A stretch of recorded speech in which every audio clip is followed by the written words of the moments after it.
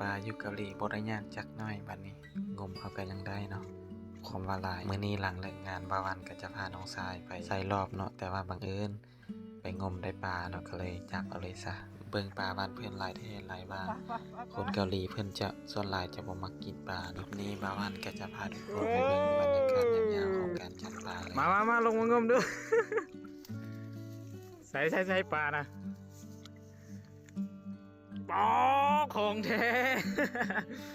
โอ้หากินง่ายเกินอันนี้มาใส่จับนี่สองตัวนี่ปลาดุกอู้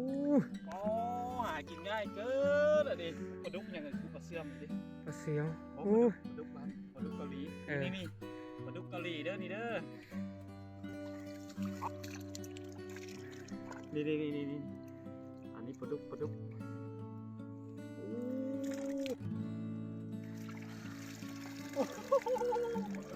มาซิมาใส่เนาะใส่ไปห้องคืนเนี่ยบอกสุดท้ายก็ได้มางมเอาปลาลายเกินเกาหลี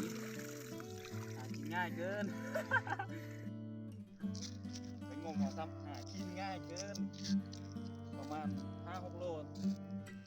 แต่ยากจะมาเด้อปลาพื้นเอาเบิ่งกันเพื่อมาละปลาดุกก็มีไปเอาไปให้กินแรงปลาดุกคือปลาเสื่อมนะ